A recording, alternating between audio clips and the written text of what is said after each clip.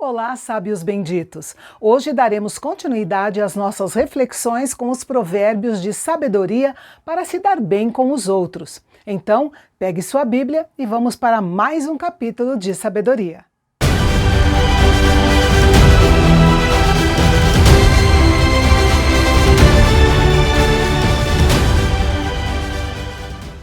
Isolar-se da família, dos amigos e da comunidade é muitas vezes expressar um desejo egoísta. Mostra relutância em fazer sacrifícios para se dar bem com os outros. O instinto de isolamento faz o homem se separar dos pensamentos e opiniões dos outros e se revoltar contra toda a sabedoria. Os versículos abaixo voltam ao assunto do homem tolo e ímpio. O homem sábio tem grande satisfação em adquirir conhecimento, compreensão e sabedoria. Isso não acontece com o tolo. Ele não encontra prazer na sabedoria. O que encanta o tolo é expressar o seu próprio coração orgulhoso. Ele se considera melhor do que os outros, mas o desprezo o seguirá, porque Deus despreza aqueles que desprezam os outros. É da natureza do tolo discutir, e suas palavras contenciosas às vezes o levará a sentir na pele a vara da correção.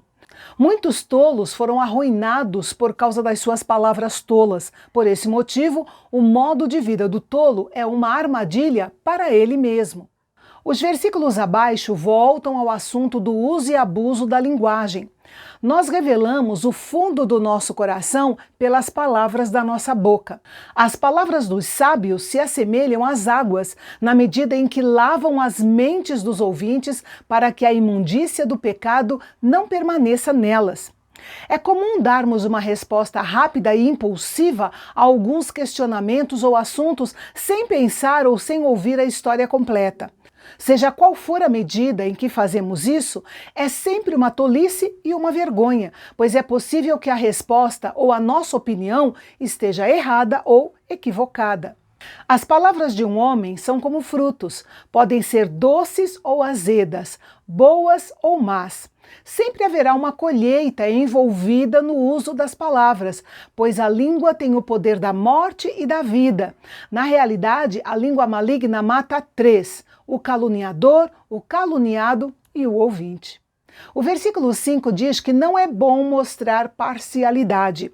Isso é óbvio para quem tem uma bússola moral. Quando alguém favorece os ímpios, os direitos do justo são desprezados e as reivindicações da sua justiça são descartadas, e em algum momento Deus irá intervir. As fofocas e as más notícias trazidas pelo fofoqueiro são quase impossíveis de resistir. No entanto, o dano que o fofoqueiro traz é grande.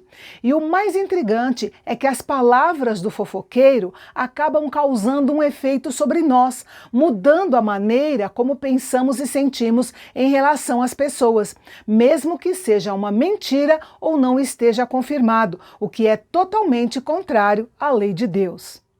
O versículo 9 traz um princípio aplicado ao trabalho. O trabalho construtivo é a lei da vida e do progresso humano. Mas aquele que é preguiçoso, que não investe suas forças no trabalho, está muito próximo do homem perverso que se dedica à atividade da destruição. Nenhum ser humano pode ser apenas um espectador. Ou a pessoa trabalha ou ela desperdiça.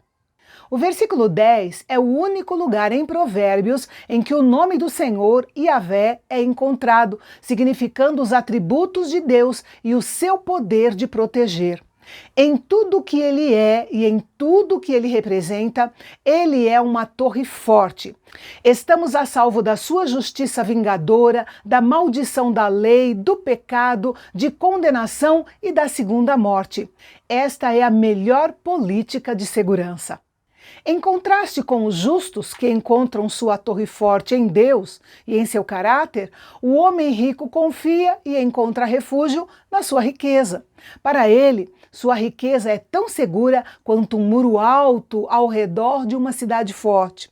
No entanto, isso ocorre apenas na sua imaginação, pois o perigo da riqueza é justamente iludir o seu possuidor. Não existe sabedoria na exaltação própria. Quem cultiva a arrogância procura destruição, mas os sábios sabem que a humildade conduz ao caminho de honra. Muitas pessoas já trabalharam doentes durante muito tempo e foram sustentadas pela força do seu espírito. Mas quando o espírito está abatido, em vez de dar vida, revela sentimentos como vontade de morrer, perda da vitalidade, desespero e dor emocional. Poucas coisas na experiência humana são tão difíceis de lidar. O versículo 15 traz um paralelo entre coração e ouvidos, no que tange ao conhecimento. O ouvido do sábio escuta a instrução e o coração do sábio discerne o que é ouvido para adquirir conhecimento. O versículo 16 enfatiza a prática oriental de dar presentes a alguma autoridade a fim de obter alguma influência. São presentes dados com motivos egoístas. O versículo 17 traz um princípio forte e familiar. Quando ouvimos o primeiro lado de uma disputa ou debate, muitas vezes pensamos que a pessoa está certa. Mas quando a outra parte é ouvida, conhecemos o outro lado da história. Aí sim, tudo é analisado, cada um é questionado e a verdade é revelada e os fatos são confirmados. Esse provérbio ensina a igualdade das duas partes e instrui o discípulo a não apenas ouvir ambos os lados de uma discussão, mas também exigir um interrogatório direto antes de tomar uma decisão. O versículo 18 fala de uma prática muito comum no antigo Israel, que era o lançamento de sortes para resolver questões controversas. A intenção era entregar a controvérsia a Deus, para que ele determinasse o que fosse melhor, manifestando sua vontade através do sorteio. Nos nossos dias, quando há uma discussão ou uma disputa, a palavra de Deus e os líderes espirituais é que mediam essas situações.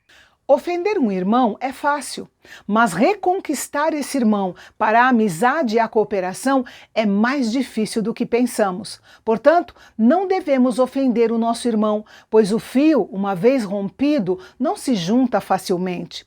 O conflito e as contendas que partem de um irmão ofendido podem ser tão difíceis de quebrar quanto as trancas de um castelo. Deus deu o casamento entre um homem e uma mulher como um presente para a humanidade, tanto no âmbito geral como a bênção a nível individual. Deus mostra que abençoa o homem quando lhe dá uma boa esposa. O termo achar, usado aqui, é porque antes do casamento existe a procura e a escolha, indicando uma busca minuciosa. A pessoa pobre em dinheiro ou influência, tudo o que pode fazer é implorar por favor e por justiça. Já o rico pode falar com ousadia porque tem recursos de dinheiro e influência. Sentimos aqui um apelo silencioso para criar um mundo melhor do que o descrito neste provérbio. Jesus é o nosso maior exemplo. Sempre foi atencioso com pobres e ricos. Todas as classes de pessoas compartilhavam sua mais terna simpatia. No versículo 24, a transição da palavra amigo entre o plural e o singular é significativa. É melhor ter um amigo bom e fiel do que vários amigos não confiáveis. E eu quero enfatizar aqui o nosso grande amigo bom e fiel, Jesus Cristo, que sabe de tudo a nosso respeito e ainda nos ama, apesar de nós. E a ênfase dos provérbios amanhã são os tolos e a vida familiar. Eu espero que você me acompanhe no 19º dos 31 dias buscando sabedoria em provérbios aqui no canal Bendito, o canal de Fala Fácil. Até lá!